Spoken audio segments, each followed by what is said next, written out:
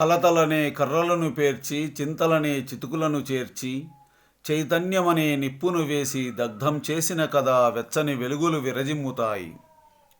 ఆశలు భోగములై నడిచొస్తాయి, కొత్త కాంతులు జీవితాలను వెలిగిస్తాయి. వెచ్చని మంటల చక్కని ముగ్గుల ఆనందానుభవమే భోగము, పాపరాశులను దగ్ధం చేసిన శాశ్వతానంద భోగమే యోగము. యోగ భోగముల సమ్మిళితమే కదా భోగి పండుగ సారాంశము. మనసులలోని మలిన రాశులన్నీ భోగి మంటల వేసి బుగ్గి చేసి మధురసాల అరిసెల అప్పాల రుచిగా మృదు భాషణమున జనులు మసలుకొనిన లోకమే యగును గదా ప్రేమ మందిరము. హిందువులు జరుపుకునే అతిపెద్ద పండుగల్లో సంక్రాంతి ఒకటి. ఈ సంక్రాంతి పండుగ ప్రకృతి సంబంధమైంది. ప్రకృతికి మనిషికి, మనిషికి భగవంతుడికి మధ్య ఉన్న అవినాభావ సంబంధాన్ని సూచిస్తుంది ఈ పండుగ. మన పూర్వీకులు సూర్యుని గమనాన్ని 2 భాగాలుగా విభజించారు. సూర్యుడు భూమధ్య రేఖకు ఉత్తరంగా కనిపించినప్పుడు ఉత్తరాయణమని, దక్షిణ దిక్కుగా కనిపించినప్పుడు దక్షిణాయనమని పిలిచారు. అందుకే సంవత్సరంలో 6 నెలలు ఉత్తరాయణం, మరొక 6 నెలలు దక్షిణాయనం. దక్షిణాయనం చివరి రోజు భోగి పండుగ అని పిలుస్తారు. కనుక మరుసటి రోజు మకర సంక్రాంతి రోజున ఉత్తరాయణం ప్రారంభమవుతుంది. అందుకే ఈ పండుగ అత్యంత ప్రశస్తమైంది, పవిత్రమైంది. వాతావరణం పరంగా ఈ పండుగ శిశిర ఋతువులో వస్తుంది. శిశిర ఋతువులో చలి ఎక్కువగా ఉంటుంది. చాంద్రమానం ప్రకారం ఈ పండుగ పుష్యమాసంలో వస్తుంది. ఆంగ్లమానంలో జనవరి 13 లేదా 14న ఈ పండుగ వస్తుంది. సూర్యుడు కర్కాటకం, సింహం, కన్య, తుల, వృశ్చిక, ధను రాశుల్లో సంచరించినంత కాలం దక్షిణాయనం.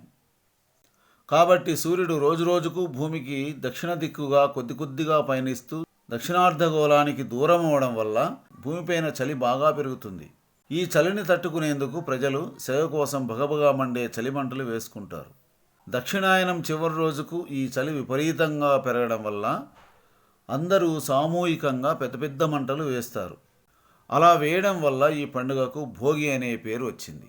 సూర్యుడు మకర రాశిలోకి ప్రవేశించే సమయాన్ని సంక్రమణమని వ్యవహరించినందువల్ల ఈ పండుగను మహాసంక్రమణ పర్వం అని కూడా పిలుస్తారు. ఈ మహాసంక్రమణ పర్వానికి ముందు రోజైన భోగి పర్వానికి భక్తిపరమైన ప్రాధాన్యత ఉంది.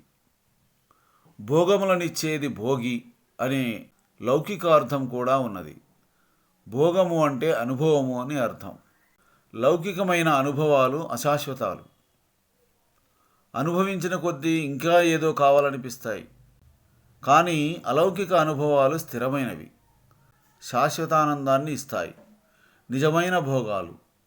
అలాంటి భోగం లభించాలంటే యోగం ఉండాలి. యోగం కావాలంటే సాధన కావాలి.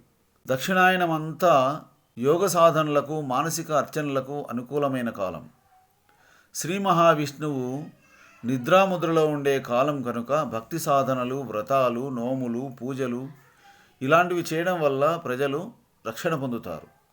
తొలి ఏకాదశి మొదలుకొని ముక్కోటి ఏకాదశి వరకు ముఖ్యమైన పండుగలు శ్రావణ, కార్తీక, మార్గశిర వంటి పవిత్ర మాసాలు కూడా దక్షిణాయనంలోనే వస్తాయి.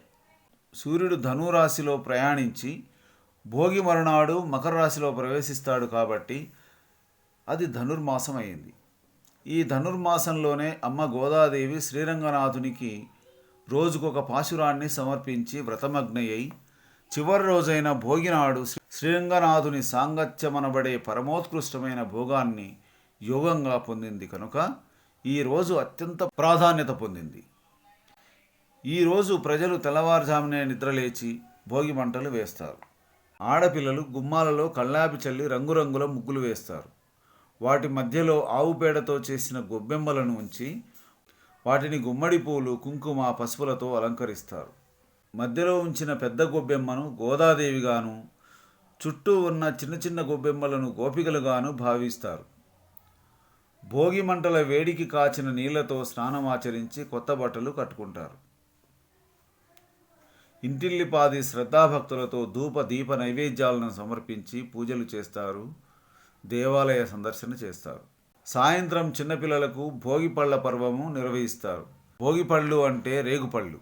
ఈ రేగుపళ్ళు చెరుకు ముక్కలు, పూల రెమ్మలు కలిపి పిల్లల తల మీదుగా పోసి దిష్టి తీస్తారు. ఇరుగు పొరుగులతో దిష్టి తీయిస్తారు. సంతోషంగా భక్తి పాటలు పాడతారు. భోగి పళ్లకు బదరీ ఫలమని కూడా పేరు. బదరీనారాయణుడు బదరీవనంలో తపస్సు చేసిన కారణంగా రేగు పండుకు బదరీ ఫలమనే పేరు వచ్చింది. బదరీ ఫలాలు పిల్లల తలమీదుగా పోయడం వల్ల ఆ బదరీనారాయణుని ఆశీస్సులు పొందుతారని విశ్వాసం. తలపైన ఉండే బ్రహ్మరంధ్రం రేగుపళ్ళు పోయడం వల్ల ప్రేరణ పొంది జ్ఞానం వృద్ధి చెందుతుందని మరొక నమ్మకం. ఆడపిల్లలు ఈరోజు సాయంత్రం గొబ్బెమ్మల చుట్టూ శ్రీకృష్ణుని పాటలు పాడుతూ తిరుగుతారు. ఆ శ్రీకృష్ణుని ఆశీస్సులు గోదాదేవికి లభించినట్లుగా తమకు కూడా లభించాలని కోరుకుంటూ ఈ పర్వం నిర్వహిస్తారు. దీన్నే సందె గొబ్బెమ్మ అంటారు. కొంతమంది మహిళలు బొమ్మల కొలువులు ఏర్పాటు చేసి చుట్టుపక్కల వాళ్ళని పిలిచి వేడుక నిర్వహిస్తారు. భక్తి పాటలు పాడతారు. ఆధ్యాత్మిక విషయాలు చర్చిస్తారు. మంగళహారతి ఇచ్చి తినుబండారాలను అందరికీ పంచుతారు. రైతులు భోగి మంటల బూడిదను పొలాలలో చల్లుతారు. అలా చల్లితే తమ పంటలకు చీడపీడలు రావని నమ్ముతారు. కొంతమంది రైతులు ఈ రోజున పొలానికి నీరు పారించి తడి చేస్తారు. ఒక పంట పూర్తయిన తర్వాత మళ్లీ పంట కోసం సాగుభూమిలో నీరు పారించడాన్ని పులకేయడం లేదా పులక తడి అంటారు. ఈరోజు వేసే తడిని భోగి పులక అంటారు. ఇలా ప్రకృతి ఆరాధనగా ప్రారంభమై పరమాత్ముని పరమోత్కృష్ట భావాన్ని బోధిస్తున్న భోగి పర్వము జనసామాన్యానికి ఇహపరాలను సాధించే సులభ మార్గమని చెప్పవచ్చు. జై శ్రీమన్నారాయణ. సర్వే జనా సుఖినో భవంతు.